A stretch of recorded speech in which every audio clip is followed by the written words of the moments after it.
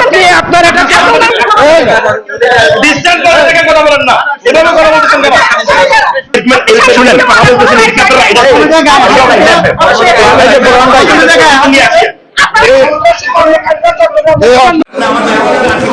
গতকাল আমরা দেখেছি যে চট্টগ্রাম ওয়াসা নতুন যে ভবন হয়েছে সেখানে একটি ভবন শ্রমিক ইউনিয়ন নামে একটি সংগঠন তারা দখল করে নিয়েছে। পরবর্তীতে আমরা আজ সকালে এখানে তথ্য সংগ্রহ এবং তাদের থেকে তাদের যে বক্তব্য সেটি নিতে আসলে তারা এখানে মানিক নামে একজন রয়েছে যিনি যে এখানে যে সংগঠনটি রয়েছে তারা দখল করেছে, সেই সংগঠনের সিনিয়র সহসভাপতি তেনার যে বক্তব্য নিতে গেলে তিনি আমার উপর চড়া হয়ে আমার হাত থেকে মোবাইল টান দেয় এবং আমাকে ধাক্কা মেরে ফেলে দেওয়া হয়।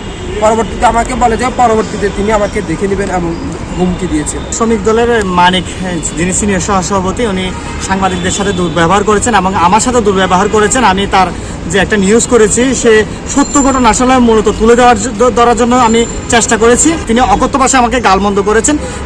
আমি যে আগে নিউজ করেছি তার প্রেক্ষিতে তিনি এইভাবে আমাদের সাথে করতে পারেন না, কিন্তু তার যদি কোনো বক্তব্য থেকে থাকে তাহলে সেটা বক্তব্য আমাদেরকে দিবেন, আমরা সেটা তুলে ধরবো।